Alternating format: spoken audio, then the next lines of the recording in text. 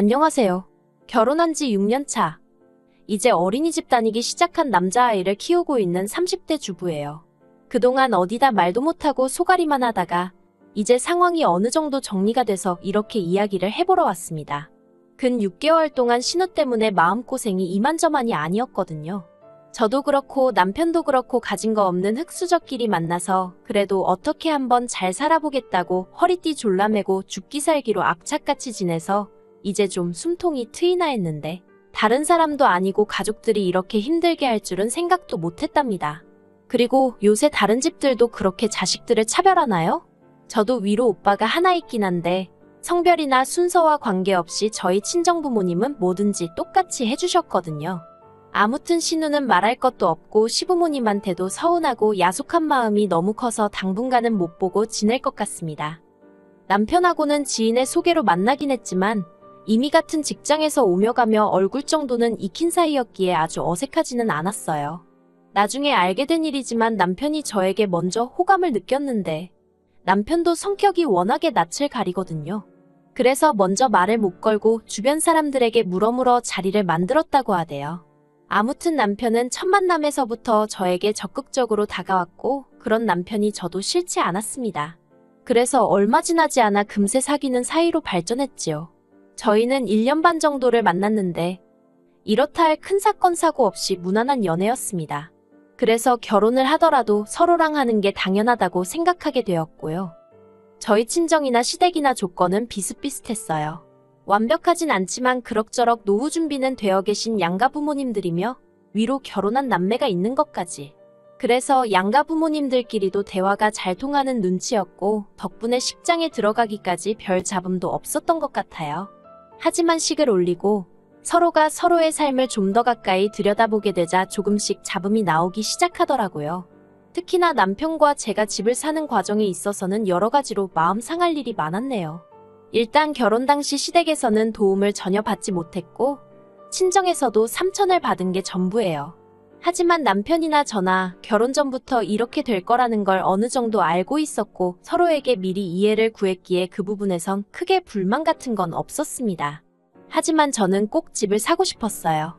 그것도 빠른 시일 내에 말이지요. 집이 있어야 비로소 안정된 가정을 꾸릴 수 있을 것 같았달까요. 그래서 결혼하고 한 2년 동안은 오로지 집을 사겠다는 목표를 두고 정말 알뜰살뜰하게 살았습니다. 점심은 무조건 구내식당, 아니면 도시락으로 해결했고 저녁에 둘이 나가서 어디 오붓한 레스토랑에서 외식 한번 해본 적이 없어요. 2년 동안 산 옷이라곤 혹독한 겨울을 나기 위해 어쩔 수 없이 남편과 제가 입을 패딩 하나씩을 산 게 전부였고 서로의 생일은 진심이 담긴 편지 한 통을 써주는 걸로 축하를 대신했지요. 경조사비는 어차피 돌고 도는 돈이라고 생각해서 뒤에서 말 나오지 않을 정도로 챙겼지만 그걸 제외하고는 정말 인색하다 싶을 만큼 짠순이 짠돌이처럼 살았답니다. 다시 그때로 돌아가서 그렇게 살 수 있겠냐고 물으면 솔직히 못할 것 같아요. 그리고 이렇게 사는 저희를 보는 양가의 시각은 너무나도 달랐습니다. 일단 친정부모님은 많이 속상해하셨어요. 없는 살림에 그래도 예뻐라 하며 나름대로 곱게 키운 딸이 시집을 가더니 억척스럽게 변한 것 같다며 마음 아파하셨지요. 남편도 그런 친정부모님의 반응에 죄송스러워하며 동시에 괜히 자기 때문에 제가 고생하는 것 같다며 무척 미안해했는데 정작 저는 그렇게 힘들다는 생각을 못했던 것 같아요. 집을 사겠다는 목표가 조금씩 가까워지는 게 느껴졌으니까요. 그리고 친정부모님도 안쓰러워는 하셨지만 결국 저를 이해하고 응원을 해주셨습니다. 크게 금전적으로 도움을 주신 건 아니어도 쌀이나 김치 같은 것도 챙겨주시고 가끔 저희를 데리고 외식도 가주시고 시집간 딸이 친정부모님에게 신세를 진다는 사실이 민망하기도 했지만 그게 저희 친정부모님이 저희를 응원해주시는 방법이라 믿으며 힘을 낼 수 있었네요. 하지만 시댁에서는 안타까워하거나 응원해주는 상황이 아니었어요. 오히려 저와 저희 남편을 왜 그러고 사냐면서 무시했지요. 궁상맞게 그러고 사냐면서 그러면 사람들이 뒤에서 욕한다 흉본다 할 건 하고 살아야지. 물론 시댁 식구들 말이 완전히 틀렸다곤 생각하지 않아요. 분명히 그렇게 이러쿵저러쿵 씹어대는 사람들도 있었겠지요. 하지만 제가 확신했던 건 그런 사람들이 저희 부부의 인생을 책임져 주진 않는다는 거였어요.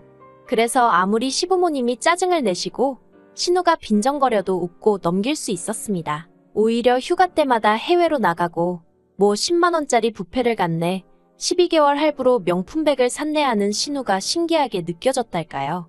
말이 나와서 말이지만 제가 남의 집 사정을 말하는 게 그렇긴 한데 저희 신우는 전업주부였고 심해부는 외벌이를 하고 있었거든요.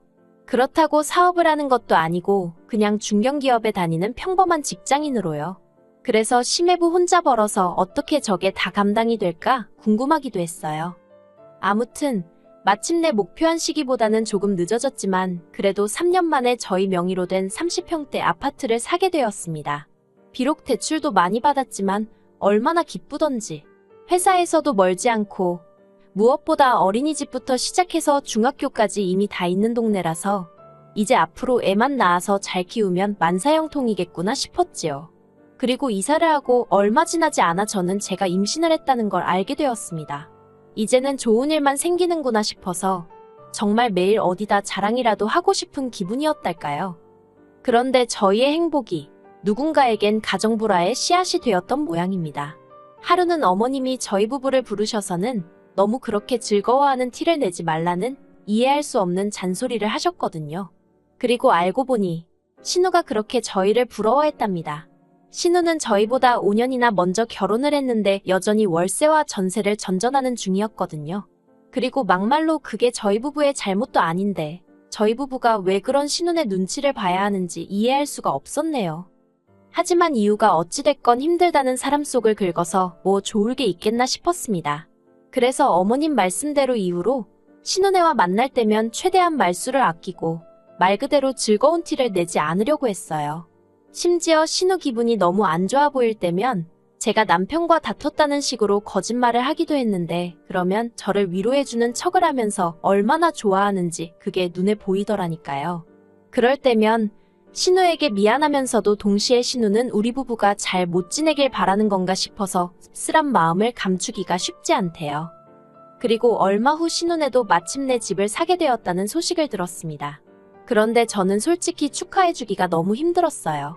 왜냐하면 알고 보니 어머님 아버님이 어떻게 보면 두 분의 유일한 노후라고 볼 수 있는 살고 계신 아파트를 담보로 대출을 받아 신우네가 집 사는데 보태주셨다는 이야기를 들었으니까요.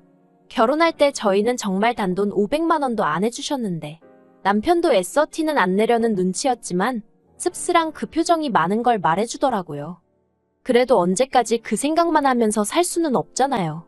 그래서 이내 잊어버릴 건 잊고 살자 그렇게 생각하고 저희는 저희대로 늘 그랬듯이 열심히 살았지요. 그런데 작년에 정말 어이없는 이야기를 듣게 되었습니다. 신우도 어머님도 아닌 심해부의 입을 통해서 말이에요. 남편하고 심해부는 그렇게 친하지도 멀지도 않은 사이입니다. 나이 차이도 일단 10살 가까이 나기도 하고 심해부가 저희 남편이 하는 일이라면 앞뒤 재지 않고 까내리기 바빴거든요. 처음엔 그런 심해부가 이해가 안 돼서 얼마나 얄미웠는지 몰라요. 그런데 언젠가 심해부가 술에 잔뜩 취해서는 저희 남편더러 그러더랍니다. 신우가 부부싸움 할 때마다 심해부랑 저희 남편이랑 그렇게 비교를 하더래요. 내 동생은 성격이 어떻고 월급이 얼마고 아무리 외간 남자 아닌 동생이라지만 그래도 심해부 입장에서 그게 좋게 들렸을 리가 없지요. 그래서 신우한테 동생 타령 좀 그만하라고 했더니 이제 질투할 사람이 없어서 처남을 질투하냐며 그걸로 또 어지간히 당했답니다. 그런 이야기를 하면서 심해부가 저희 남편더러 미안하다고 그런데 자꾸 신우가 했던 말이 생각이 나고 그러면 자기도 모르게 말이 세게 나간다고. 아무튼 그래도 그런 대화를 한번 나누고 나니까 둘의 사이가 어느 정도는 나아지긴 했어요. 그렇지만 여전히 가깝다고 보기엔 조금은 무리가 있었지요. 그런데 그런 심해부가 남편더러 할 말이 있다며 만나자고 했다더라고요. 생각보다 일찍 들어온 남편에게 심해부랑 무슨 이야기를 했냐고 물었어요. 그러자 남편이 황당하다는 듯이 신우가 이제 시조카가 초등학교에 들어가는데 집이 너무 작다면서 이사를 가자고 조른다며 하소연을 하더랍니다. 모아놓은 돈도 없는데 무조건 이사를 가자고 그런다고 죽겠다면서 아주 앓는 소리 죽는 소리를 해댄 모양이래요. 그래서 제가 남편더러 뭐라고 했냐니까 뭐라고 하나마나 해줄 말이 있어야 말이지. 그러면서 그냥 힘내라고 했다고 그러대요. 그래서 제가 행여나 이런저런 조언 같은 건 하지 말라고 이러나 저러나 어차피 좋은 소리는 못 들을 거라고 했더니 자기도 잘 안다면서 신경 쓰지 말라더군요. 그런데 그렇게 상황이 일단락 되는 줄로만 알았는데 그 일이 있고 한 달쯤 지나서 시부모님이 저희 부부를 호출하셨습니다. 같이 밥이나 한 끼 하자면서 말이에요. 그런 일은 종종 있었기 때문에 알겠다 하고 별 생각 없이 시댁에 내려갔습니다. 그런데 그곳엔 신우와 시매부도 와 있었어요. 신우네 식구들도 부른다는 이야기는 없었기에 잠깐 당황했지만 어머님 아버님 입장에선 그쪽도 자식이니 한 번에 겸사겸사 보고 싶으셨을 수도 있겠다 싶어서 그러려니 했는데 이런저런 이야기를 나누며 밥을 먹고 있는데 어머님이 저더러 애도 아직 어린데 집이 너무 큰 거 아니냐는 말씀을 하셨습니다. 애가 없을 때 이미 계약한 집인데 좀 뜬금없다 싶었지만 애도 금방 클 거고 30평대가 그렇게 크지는 않아요 라고 대답했지요. 그런데 어머님은 뭔가 못마땅한 표정을 지으시더니 이내 그러지 말고 네 신우네랑 집을 한 2년 정도만 바꿔 살면 어떻겠냐 하셨습니다. 저는 순간 뭘 잘못 들었나 싶어서 제 귀를 의심했어요. 그래서 제가 뭐라고 반문을 하려는데 이미 벌써 남편이 그게 무슨 소리냐며 언성을 살짝 높이대요. 그래서 제가 상밑으로 남편 손을 꼭 잡으며 화내지 말라는 신호를 보냈습니다. 하지만 남편은 이미 조금씩 부들부들 떨고 있더라고요. 그런데 그런 사정을 눈치를 못 챈 건지 어머님과 신우가 번갈아가며 계속해서 자기들 집은 작아서 못 살겠는데 애는 이제 초등학교에 간다고. 요새 초등학생들은 친구 사귈 때 서로 무슨 아파트 사는지 몇 평에 사는지도 물어본다더라면서 그러지 말고 일단 한 2년만 바꿔 살아달랍니다. 적어도 시조카가 괜찮은 친구들을 좀 사귈 때까지만 어떻게 좀 안 되겠냐고요. 사실 신우네가 사는 아파트랑 저희 아파트가 차이가 좀 나기는 해요. 특히나 저희 아파트는 원래도 괜찮은 동네였는데 호재가 2개나 터지면서 집값이 많이 올랐지요. 반면에 신우네는 돈 때문인지 왜인지 아무튼 별 기대가 되지는 않는 아파트를 샀어요. 그리고 저야 처음부터 그렇게 생각은 하고 있었는데 남의 재산에 제가 왈가왈부할 건 아니니 말을 아꼈거든요.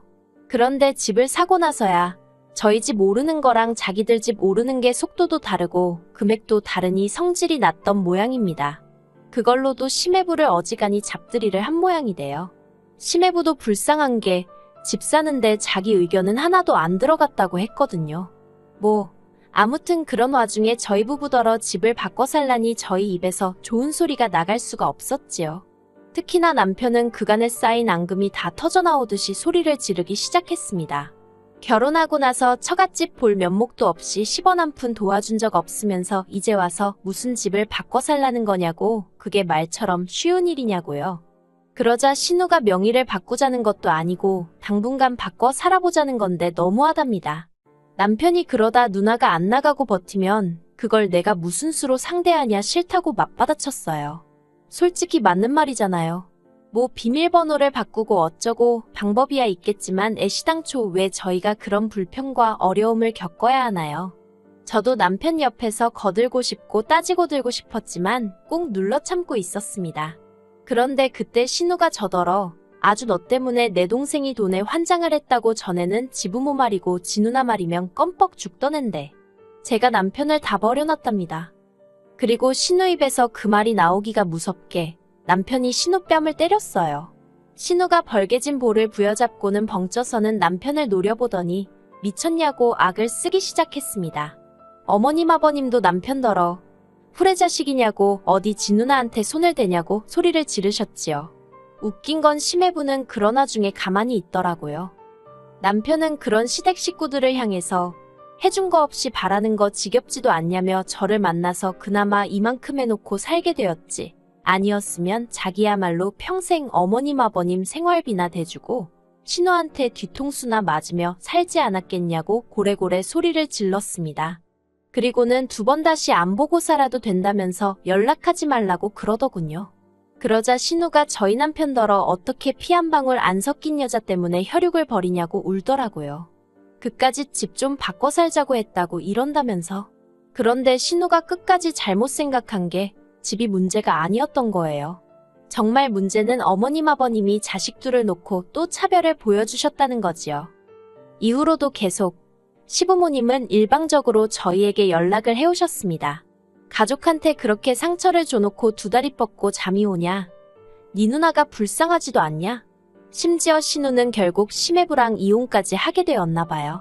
심해부가 그날 어머님이랑 신우가 억지 쓰는 걸 보면서 그나마 애엄마라 참고 살았는데 이제 정말 있는 정 없는 정 다 떨어졌다며 이혼하자고 했다대요. 그리고 황당한 건 시부모님이 이제 혼자 된 신우 생활비를 저희더러 보태주랍니다. 저희 때문에 이렇게 된 거니까 진심으로 사죄하는 마음으로 그렇게 해주라나요. 그러니 남편이 눈이 안 돌아가겠어요? 결국 남편은 시댁 식구 모두를 연락처에서 차단했습니다. 뿐만 아니라 저더러 이사가자고 부동산에 아파트 내놓으라 하대요.